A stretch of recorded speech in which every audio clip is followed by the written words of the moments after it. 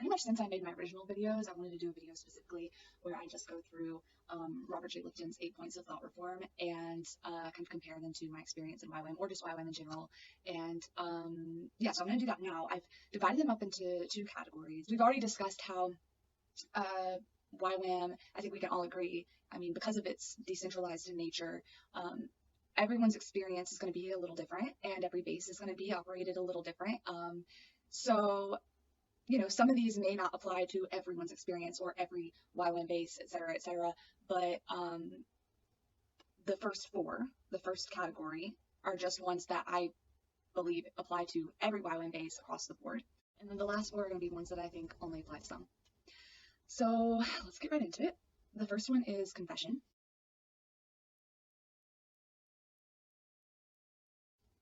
And I'm just going to read the descriptions that were provided on this one webpage called changingminds.org, and I'll link that in the description below. There's lots of websites that you can pull these from. I liked this one, or I chose this one just because of how short the descriptions were, because some of them were really long, and I'm, you know, trying to be as concise as possible. So,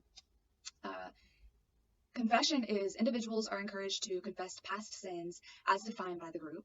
This creates a tension between the person's actions and their stated belief that the action is bad, particularly if the statement is made publicly. The consistency principle thus leads the person to fully adopt the belief that the sin is bad and to distance themselves from repeating it. Discussion of inner fears and anxieties, as well as confessing sins, is exposing vulnerabilities and requires the person to place trust in the group and hence bond with them. When we bond with others, they become our friends, and we will tend to adopt their beliefs more easily. This effect may be exaggerated with intense sessions where deep thoughts and feelings are regularly surfaced. This also has the effect of exhausting people, making them more open to suggestion. Now, that description literally could have been written by any DTS student who has ever done an Openness and Brokenness Day, or like ministry day. So if you haven't done a DTS, DTSs focus a lot on confession. I've never heard of anyone who did a DTS that didn't have like whole days put aside for confession. For my school, it was Father Heart of God week, which was the second week we were there. So we'd all known each other 2 weeks, literally, that was it. And they didn't give us any kind of heads up about what we were doing this day. They didn't tell us that we were about to, you know, go into this room for 12 hours straight with minimal bathroom breaks and mandatory fasting. We just walked in at like 9 a.m. Like we normally did, and they had all the chairs set up in like a circle, and they had literal like room dividers blocking the doors. And so we had no clue what was going on. They had a big whiteboard up at the front, and they asked everyone to like write their names down on the board without telling them what it was for. I didn't write my name down, and I didn't participate in this whole thing. Like, I mean, I was there the whole day. I sat in my chair and I listened, but I did not get up and confess. I didn't feel comfortable with it at all. I didn't really feel like there was anything I needed to confess in front of 40 students and 10 staff who I had just met. And I'm so like grateful now that I didn't.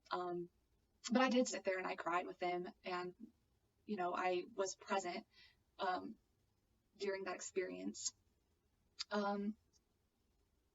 It sounds kind of bizarre, I think, to someone who hasn't experienced this before, just the idea of like getting in front of all these people and confessing your innermost, your darkest secrets and thoughts and like all these things that you've done that pretty much no one else knows about you.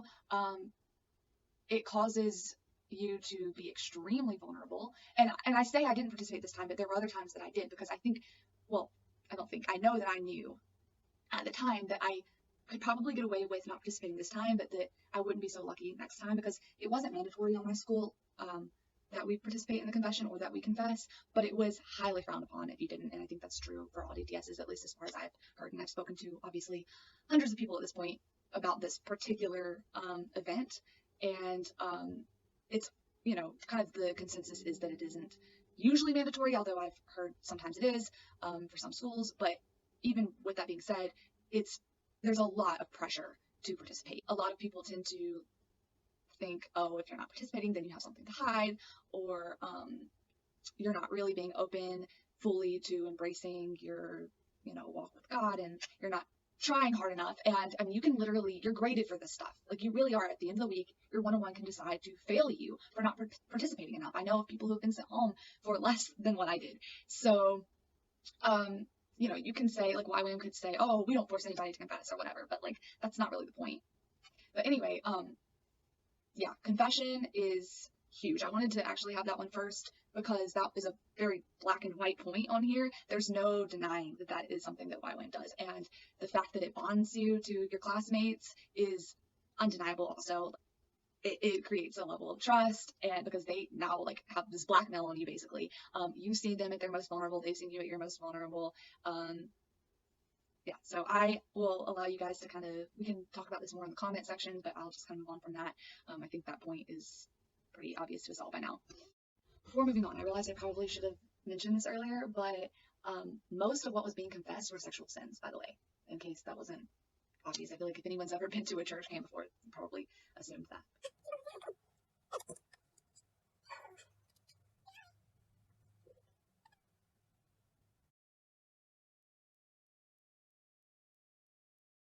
All right, so the next point is loaded language.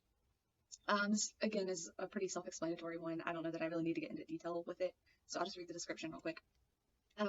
New words and language are created to explain the new and profound meanings that have been discovered. Existing words are also hijacked and given new and different meaning. This is particularly effective due to the way we think a lot through language. The consequences of this is that the person who controls the meaning of words also controls how people think. In this way, black and white thinking is embedded in the language, such that wrongdoers are framed as terrible and evil, whilst those who do right, as defined by the group, are perfect and marvelous. The meaning of the words are kept hidden both from the outside world, given a sense of exclusivity. The meaning of special words may also be revealed in careful eliminatory rituals, where people who are being elevated within the order are given the power of understanding this new language. So I don't think anyone, even within YWAM, is trying to deny that they have their own lingo and their own, language, I guess you could say. That's almost a joke when you're in YWAM, is how like, oh, when we go home, if we keep talking like this, nobody's going to know what we're talking about. And they, coin the term YWAM lingo and all of that. Like, that is undeniably something that happens within YWAM. And I think that I do want to make it clear, like, that's not unique to YWAM. I think any group that you're in, you're going to have like little things that only your group understands, and little words that have meanings to you that don't have any meaning to the outside world. But it is just another point that adds on to the fact that they are trying to separate themselves and the group from the outside world. It's part of this exclusivity, this us versus them mentality. And it gets into another point later on, which is kind of about the us versus them mentality, but we'll get to that later. So the next one is dispensed existence. There is a very sharp line between the group and the outside. Oh, this point. Yeah, this is it. Between the group and the outside world, insiders are to be saved and elevated, whilst outsiders are doomed to failure and loss, which may be eternal. So that kind of applies to Christianity in general, really, if you want to get down to it. But moving on, who is an outsider or insider is chosen by the group. So this is more specific to YWAM than Christianity. Thus, any person within the group may be damned at any time. There are no rights of membership except perhaps for the leader. And I kind of mentioned that earlier, how, like, your one-on-one can pretty much choose to fail you at any point, and for really any reason. They can even make up a reason. And because their criteria are kind of vague and not like material. People who leave the group are singled out as particularly evil, weak, lost, or otherwise to be despised or pitied. I actually have a friend now, I've never met her in person, but who I met through this whole experience with these videos, met online. She left her DTS one night, actually confession night. She left confession night because one of her leaders literally told her she was going to hell because she didn't participate. And she contacted me, and I kind of was there with her through the whole process of getting out. And she later told me, like, she found out later that day that her leaders and staff had literally told the other students on her school, her friends who she'd made on DTS, not to contact her anymore and to cut off communication from her. And yeah, like, they told her, or they told everyone that she left for other reasons. They didn't tell them the real reason she left. I don't want to get into too much detail or too sidetracked here, but this actually happened to me also on my school. I mean, I didn't leave. I stayed through the whole thing, but I didn't graduate in the end, which I mentioned in my video before, so that's like not a new revelation or anything. But the reasons for my not graduating were kept from the group, and I believe that was because they wanted to use me as an example, to say, look, she broke our rules, and therefore, this is her punishment or whatever. But the real reasons for my not graduating were kept a secret, and it was kind of alluded that it was something else, and everyone assumed it was for a different reason than it was. And this was a way to kind of, I think, demonize me. Rather than being ignored or hidden, they are used as examples of how anyone who leaves will be looked down upon and publicly denigrated. So basically, I feel like I was used as an example. People thus have a constant fear of being cast out and consequently work hard to be accepted and not be ejected from the group. Outsiders who try to persuade the person to leave are doubly feared. Dispensation also goes into all aspects of living within the group. Any and all aspects of existence within the group is subject to scrutiny and control. There is no privacy and ultimately no free will. I put that one in this category because I do feel like that applies to YWAM in pretty much every situation I've ever heard of, certainly in mine. Going through editing this, I realized that there was something else I wanted to add in regards to this idea of there being no free will. Because I've received a lot of comments over the last year and a half saying things like, oh, no one's forcing you to stay in YWAM, it's not a prison, you're welcome to leave anytime. And I wanted to address this specifically because, of course, I know of a ton of people who have been able to leave or, found a way to leave in the middle of their DTS, often at their own risk, or, staff members who have made 2-year commitments and didn't fulfill them because of how bad the situation got. And that's great for them, but that's not always possible for everyone. You have to consider that, financially, most of the students in YWAM are pretty much broke, and they're living on, financial support from people back home, people that they have to give proof that their money is going towards something good. So there's all of that pressure. But then on top of that, I remember joking to, or not even joking really, but just commenting to my other teammates on outreach that if one of our layovers had been in the city that I was living in at the time, I would not have made my connecting flight. And I 100% meant that. And realistically though, I did not have the resources to just book a flight home from Australia. And traveling is expensive as is, but especially last minute, there was just no way that I could have managed that. And even if someone does somehow have the funding to do something like that, it's a lot more complicated and harder than just leaving. Again, you have all of these other factors, emotional, mental, logistical, going back to all the people who you don't want to disappoint, all the friends and connections that you've made on DTS. It's just so much more complicated than just leaving because you're having a bad time.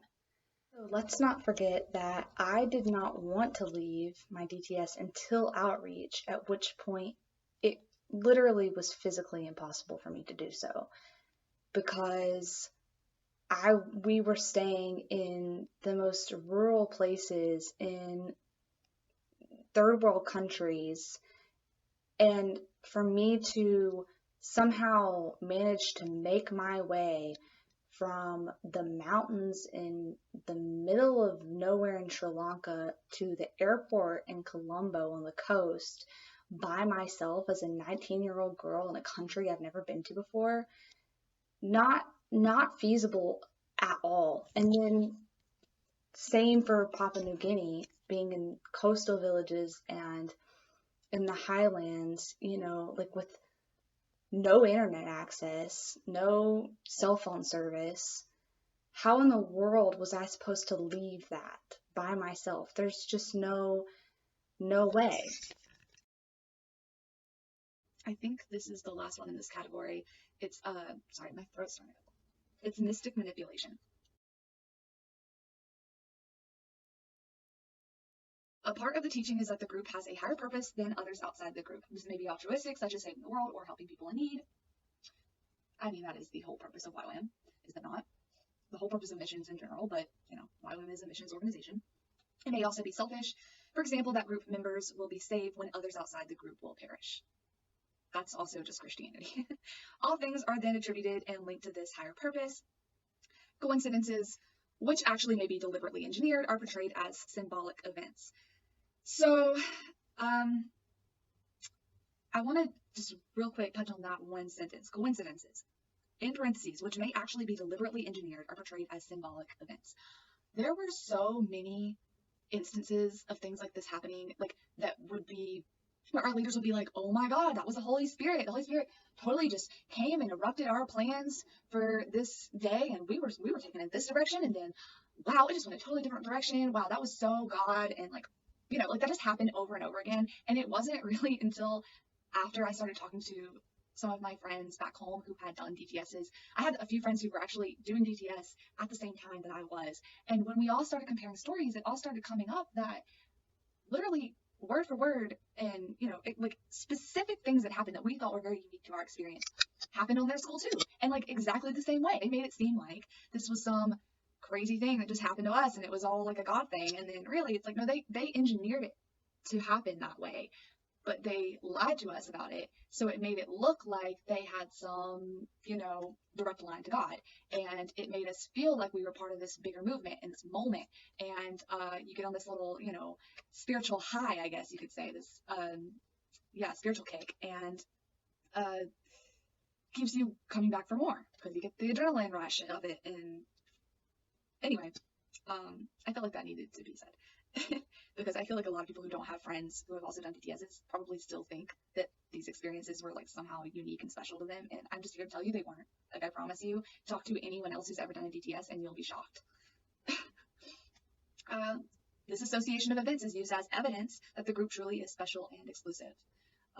Revelations are attributed to spiritual causes. So moving on to the next category, I do want to try to be as objective as possible, which is really the whole reason why I separated these into a separate category, because I can acknowledge that these don't apply to all YWAM bases or all experiences within YWAM. But I do feel like it's important for me to note that I am in a bit of a unique position here where since I posted my videos about a year and a half ago, I have had hundreds of people messaging me, emailing me, finding me on Instagram, Facebook, and whatever. And I love that, and I'm grateful for that. I've, had the privilege and honor of communicating with people all over the world about this particular thing, and it's been amazing, and I love it. And I only include these because I've heard enough stories at this point to know that pretty much every one of these applies to some people's experiences. I can't say for any of these that there's not a single story I've heard that, fits in any of these categories, because there are hundreds. It's not all, but there are plenty of people who could say that all 8 of these points describe YWAM for them. And so I'm going to try to also give these people credit. And, if I get to a point where I have, kind of some anecdote to pass on, I will do that. But I am also trying to give YWAM the benefit of the doubt and acknowledge that some of these things are not true anymore, or maybe they used to be and they have moved on and they have worked on this and fixed this. I think the first point is a great example, which is milieu control. All communication with outside world is limited, either being strictly filtered or completely cut off, whether it is a monastery or behind closed doors cult. Isolation from the ideas, examples, and distractions of the outside world turns the individual's attention to the only remaining form of stimulation, which is the ideology that is being inculcated in them. This even works at the interpersonal level, and individuals are discouraged from thinking incorrect thoughts, which may be termed evil, selfish, immoral, and so on. So this was not really my experience. I do think that, generally speaking, if you do a DTS or if you're a part of YWAM, you are naturally going to be cut off from the rest of the world. It's just kind of the nature of it, the nature of living in a close-knit group like this. But I think in modern day society, or I guess in the West especially, they cannot really separate you from social media and, the easy access that we have to our family and friends, no matter where we are in the world. They can't really change that, but I know that I've at least read of experiences and spoken to people who did DTSs back when, everyone didn't have cell phones, and it was a lot harder to communicate, and there are schools where, it is kind of discouraged from communicating with your family, and even, on my school, unless you could afford to pay for data, which some of us ended up deciding was well worth it. But for the first few weeks that I was on my school, like I just had Wi-Fi, and we only had access to Wi-Fi for a few short hours a day, and the Wi-Fi wasn't very good and it was only in one small part of the building, and if there were too many people in there at once, it wouldn't work. So I really did, like, I remember, I think one of the first days that I got there, I tried calling my mom after, this long day, lots of hours of, work duties and lectures and meeting so many new people and feeling kind of lonely, and overwhelmed by the whole thing and just exhausted from the traveling and all of it.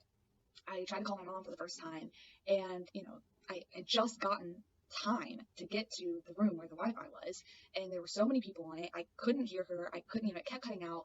And about 5 minutes into it, somebody came up and told me I had to go to my room because it was 10 o'clock and we couldn't be in there anymore. And I almost burst into tears. I pretty much ran into my room and, like, didn't want anybody to see me. I just ran straight up to my bunk bed, which was in the corner. And somebody came up to me and said, "It's okay, you're not the only one." And I turned around and, like, half of the room were on their beds, like, bawling. And, like, we all just, like, pretty much started crying together because we felt like, we were all homesick, we were all missing our families. And so just the nature of YWAM in general is, like, you don't have access to your family and your friends like you normally would, obviously. And you don't have, even if you did have data and whatever, like, you don't really have time. You don't have, like, they keep you busy pretty much. So, that is kind of the nature of it. But of course, I've also heard of some experiences where people literally had their phones taken away from them as punishment, or just for no reason whatsoever. Or, more of that was back in the day, probably more in like the 80s and 90s. Nowadays, I think it'd be a lot harder to get away with that. But anyway, the next point is self-sanctification through purity. Individuals are encouraged to constantly push towards an ultimate and unattainable perfection. This may be rewarded with promotion within the group to higher levels, for example, by giving them a new status name, or by giving them new authority within the group. The unattainability of the ultimate perfection is used to induce guilt and show the person to be sinful, and hence sustain the requirement for confession and obedience to those higher than them in the group's order of perfection. Not being perfect may be seen as deserving of punishment, which may be meted out by the higher members of the group, or even by the person themselves, who are taught that such atonement and self-flagellation is a valuable method of reaching higher levels of perfection. So I think perfection probably needs to be defined here more than anything. I think that this is definitely not perpetuated by all leaders or all YWAM bases. I don't know. Again, that's one of those things I've heard people say, that they had experiences similar to what is described there. Really, for the most part, wasn't my experience. There were definitely times where I was given, kind of a list of rules that were so vague that I really didn't know how to follow them, and it felt like anything less than perfection in that moment was not enough. Like, it was, I did experience that to some degree, but not all the time. So I guess that's more one of those things. It's like, sometimes, maybe not always, it's a person to person basis. But anyway, some leaders are more gracious than others, I'll say that. Doctrine over person. The importance of the group is elevated over the importance of the individual in all ways. Along with this comes the importance of the group's ideas and rules over personal beliefs and values. Past experiences, beliefs, and values can all thus be cast as being invalid if they conflict with group rules. In fact, this conflict can be used as a reason for confession of sins. Likewise, the beliefs, values, and words of those outside the group are equally invalid. 100,000%. This was my experience. Again, I cannot speak for everyone, but this definitely happened to me, and I witnessed this on outreach in particular, because you have, a smaller group, and you have an agenda for the day or for the, week or whatever, and if one person, often me, not really, but sometimes, has some kind of vision, let's say, for where I think things should go, or I have some kind of like idea of just really an idea, not like I'm claiming some spiritual authority on it, not saying that God gave me this vision, just I think this sounds to me like a good idea if we do this, and here's why. And I usually had, a list of reasons, and I would always lay those out, but really, if it didn't fit the agenda of the group, it was totally cast aside. It was totally thrown out. And I saw that happen with others too. It wasn't just me. If it was, I would probably just be like, oh, I must just have really crappy ideas and they just don't want to tell me. But it wasn't just me. It was pretty much anytime one person had some kind of idea of how they thought things should go, if it didn't fit the agenda of the group, then it really was not considered. So I do think that the individual's experiences and, ideas or beliefs or whatever aren't valued over the group for sure. 100,000%. Yeah. I don't know. I'd love to hear you guys' experiences in the comments on that, because that's a little bit of a vague one for me. The last one is going to probably send me on a little bit of a rant, but I think it needs to be said. So this is Aura of Sacred Science. The beliefs and regulations of the group are framed as perfect, absolute, and non-negotiable. The dogma of the group is presented as scientifically correct or otherwise unquestionable. Rules and processes are therefore to be followed without question, and any transgression is a sin and hence requires atonement or other forms of punishment, as does consideration of any alternative viewpoints. So, this is going to get me into kind of dangerous territory, but I am kind of like sick of biting my tongue on this one. I almost brought this person up in my previous videos, and then I decided against it because I don't really want to get sued, but this person's been receiving a lot more press lately, and I'm just going to share my experience with them. This is all facts. It can all be verified by other students from my school. Like, this did happen. So this is going to be about Shirley Brownhill, who is, if you don't know, the director of YWAM Perth.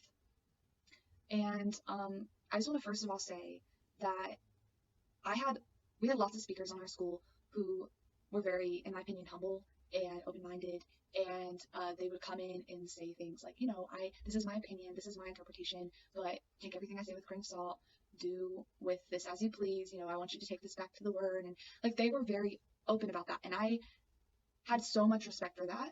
If I hadn't had this experience with Shirley Brownhill, I probably would have said absolutely not, YWAM doesn't do this at all. But because of my experience with her, I have to disagree. I have to say that this does apply in some cases. So basically, Shirley Brownhill taught on my it was Relationships Week. And honestly, from the moment she walked through the doors, I had a really gross, sickening feeling. She carried herself with just this level of arrogance that I've pretty much never witnessed before, I don't think. And what kind of made it even worse was the way that the staff just kind of fed it. Like, they really did treat her like she was some superior human being with this superior wisdom, and just the way that they even introduced her and talked about her was distinctly different from the other speakers. Like, I noticed it before she even came in the room. I thought, like, it just felt very off. And I didn't take a single note all week. She shut down any questions. She was a very black and white thinker. It was her way or the highway, pretty much. And she wasn't open to criticism like other speakers had been. I literally tried to ask a question for clarity one day, and she pretty much shut me down. She didn't answer my question. She was very rude about it. She ignored me for the longest time, but I kept my hand up because I was, insistent that she clarify. And I remember even calling my parents that week and ranting to them for like an hour. And my dad even was kind of furious and like asked me, like, are they going to apologize for her? Like, they need to kick her out. Like, this is really bad. Like, they acknowledged it was so bad that she should not still be speaking on our school. And this was like halfway through the week. He was like, why are they still allowing her to speak? I was like, honestly, I have no idea. And we never got an apology, even though lots of us had come together and agreed that really her teachings were hurting more than they were helping, and they were really dangerous and damaging. And we brought this to the attention of staff, and no one ever said anything to us. No one ever said, guys, we're really sorry about that. Like, disregard everything that she said. No, none of that. She was really treated like YWAM royalty. She told us that if we didn't apologize for gossiping about our like friends or someone, like if we didn't apologize to their faces, then we could never be like forgiven for that by like God or anyone. So obviously that's terrible advice. You should never go to someone who has no idea that you've ever spoken a bad word about them and tell them, oh, I'm so sorry that I like talked bad about you behind your back. If they don't know that, then it's not helping. Like, if anything, you should apologize to the person you gossip to, not the person you gossiped about. And so many people took her advice and did that, and it went obviously terribly. I mean, I had people saying to me, I was feeling so much more confident before this week, and now all of that is gone. Like, I feel disgusting. I feel all this shame again. And there was no, like, she just kept piling on shame after shame after shame. And I kept thinking, okay, where's the redemption? Like, at the end of the week, she's going to flip it around and be like, oh, but there's grace. Never happened. It just was guilt and shame all week, and never got to the grace part.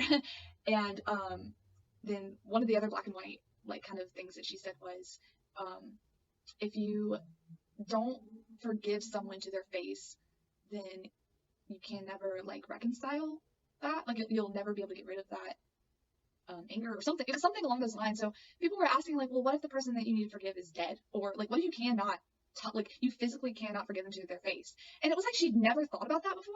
Like, her, you know, like, ideas were just so black and white that she couldn't fathom that there was an exception to her rule. And so she would just come up with some BS that I think what made it worse was not having the support of our staff. Because it was like, I remember even bringing it up in one of our like, little sessions after a lecture with the other students, and being like, you know, can we all agree, like, this is not good? And we were all pretty much in agreement. And the staff was like, oh, well, you probably just misunderstood. And they said that well into, like, the end of that, because we kept talking about that week to the end of DTS. And staff still, like, to the very end, were like, well, you probably just misunderstood her, or you probably just misinterpreted it, and that's probably not what she really meant. And we were like, no, like, you were there. Like, this is what she said. It was very clear. And yeah, I don't know, like, that whole thing really, really disturbed me, and was probably the first, like, real flashing red flag that I got on my whole DTS. So that's pretty much all the points I have to go through. Let me know what you think, and if you agree, disagree with any of these, and have anything to add to that, because I'm sure I left out a lot. I really just wanted to get this video out there, because I've wanted to make this video going through all these for like 1.5 years, 2 years now, and I hope I did it justice. I don't know. Anyway, hope you have a nice rest of your day, and maybe see you again soon.